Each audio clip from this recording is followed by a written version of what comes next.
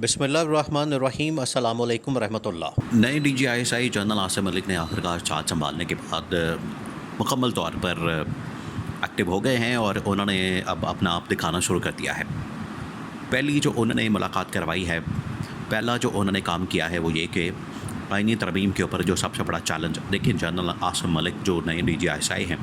उनके लिए बहुत से चैलेंजेस हैं। उनके लिए आईनी तरमीम भी है, दहशतगर्दी के मामलात हैं, मुल्क के अंदर अमन अमान की सूरत हाल है, बिगड़ी हुई सूरत हाल है, और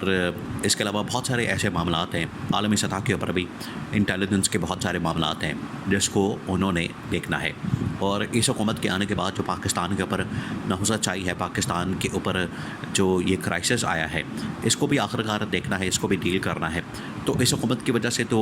हर बंदे को कोई ना कोई मसले का सामना करना पड़ता है। इस हुकूमत की वजह से हर बंदे को आखिरकार मुश्किलात और चैलेंजेस का सामना करना पड़ता है।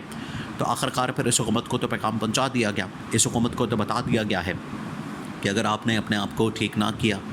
तो फिर आपकी खैर नहीं, ये तो उनको बता दिया गया। जनरल आसिम मलिक ने जो नए डीजीआईएसआई आए हैं, एक तो उन्होंने आके आर्मी चीफ को मुकम्मल ब्रीफ कर दिया, बता दिया, आगाह कर दिया। जनरल आसिम ने अपनी पॉलिसी बता दी है और जनरल आसिम मलिक ने, दोनों आसिम हैं, एक आसिम मनीर है और दूसरा आसिम मलिक है, तो दोनों ने बता दिया है अपने अपनी पॉलिसी के बारे में कि इस्टेब्लिशमेंट ने आखिरकार किस किस्म की पॉलिसी अपनानी है इस हुकूमत के मतलब, आईनी तरमीम के मतलब, मौजूदा चैलेंजेस से मतलब, दहशतगर्दी के मतलब, आईनी और अमन अमान की सूरत हाल के मतलब किस किस्म की पॉलिसी अपनाई जाएगी, दोनों ने बता दिया है और वाज़ेह कर दिया है। पहला जो उन्होंने काम किया जनरल आसिम मलिक ने, आते साथ ही उन्होंने मोहसिन नकवी को भेजा मौलाना फजलुर रहमान के पास। अब मोहसिन नकवी, आपको पता है कि मोहसिन नकवी एक तो हुकूमत के अंदर जो शामिल है, हुकूमत के अंदर बतौर मिनिस्टर या बतौर एडवाइज़र या बतौर मशीर वो काम करता है, और सेनेटर भी है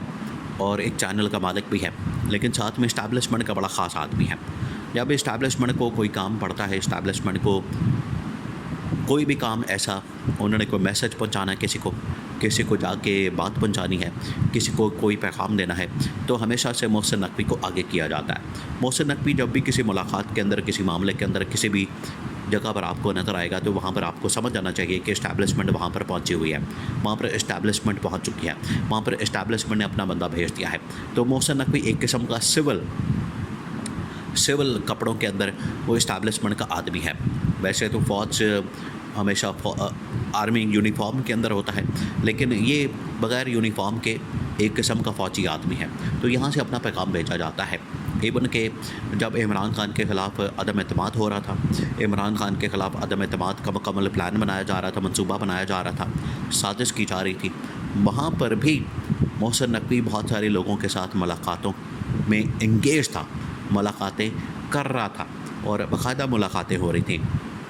जिसमें काफ लीग भी शामिल है, जिसमें नून लीग के बहुत सारे लोग शामिल हैं, जिसमें एमकेएम वाले लोग भी शामिल हैं, जिसमें मौलाना फजलुर रहमान भी शामिल है, पीटीआई के बंदे तोड़ने भी शामिल है। ये वो तमाम के तमाम काम थे कि जहाँ पर मोहसिन नकवी की ज़रूरत पड़ती थी, पैसे के लिहाज से या चैनल के अंदर ख़बरों के लिहाज से या फिर मुलाकातों के लिहाज से या किसी किस्म की कोई भी मैनेजमेंट करने के लिहाज से मोहसिन नकवी आखिरकार उस वक्त काम करता था। यही वो उसकी कामयाबियाँ या इस्टेब्लिशमेंट के सामने, इस्टेब्लिशमेंट की नज़र में जो मोहसिन नकवी की कामयाबियाँ या उसकी सक्सेस थी, उसको मद्देनज़र रखते हुए आखिरकार मोहसिन नकवी को नवाजा गया था। और मोहसिन नकवी को नवाजा गया था पहली मरतबा जब उसको निगरान वज़ीर आला पंजाब बना दिया गया था। उसके बाद फिर उसको सेनेटर बना दिया गया, उसके बाद एवन के उससे पहले पीसीबी का चेयरमैन भी बना दिया गया, अब सेनेटर बनाने के बाद उसको वज़ीर दाखिला भी बना दिया गया। तो यहाँ से आप अंदाज़ा कर सकते हैं कि एक शख्स को कितना नवाजा गया, उसने कितना डिलीवर किया होगा। अब मोहसिन नकवी को दोबारा से मैदान में उतारा गया जब इनको पता चला है कि शहबाज शरीफ तो इस काबिल आदमी नहीं, शहबाज शरीफ के अंदर तो इतनी काबिलियत नहीं, अहलियत नहीं, शहबाज शरीफ के अंदर तो इतनी सलाहियत मौजूद नहीं है कि वो आईनी तरमीम के लिए इतनी मेहनत करे, आईनी तरमीम के लिए इतनी भाग दौड़ करे, लोगों को कन्विंस कर सके। वैसे भी शहबाज शरीफ के बारे में अपनी ही पार्टी कहती है, ये पार्टी के लोग कहते हैं, नून लीग के लोग कहते हैं कि शहबाज शरीफ एक सियासतदान नहीं है। शहबाज शरीफ के अंदर सियासी जो समझ बूझ है, सियासी मामलात की जो मैनेजमेंट है, सियासी मामलात को चलाना है, उसकी समझ बूझ या उसकी फहम फरासत या उसके मतलब कमांड शहबाज शरीफ के पास नहीं है। शहबाज शरीफ हाँ इधर कहानियाँ सुनाना और शबाना रोज़ मेहनत सुनाना, शबाना का जिक्र करना, ये तो उसके अंदर शामिल है, लेकिन सियासी समझ बूझ, हुकूमतें चलाना, रियासत चलाना, ये उसके पास इसका तजर्बा बिल्कुल भी नहीं है। हालांकि वो भी पिछले तकरीबन 25-30 साल के अंदर उसने सियासत की है, सियासत के अंदर रहा है, लेकिन फिर भी उसके पास ये तजर्बा बिल्कुल भी नहीं है। तो अब मोहसिन नकवी को मैदान में दोबारा से उतारा गया है, उसकी मुलाकातें करवाई गई हैं मौलाना फजलुर रहमान से, और दोबारा से कन्विंस किया जा रहा है कि आप हमारे साथ हैं, आप जो चाहते हैं, आपकी जो डिमांड्स हैं, आपकी जो शराइत हैं, हम उनको पूरा करते हैं, उनको पूरा करने की कोशिश करते हैं। अब डिमांड क्या है?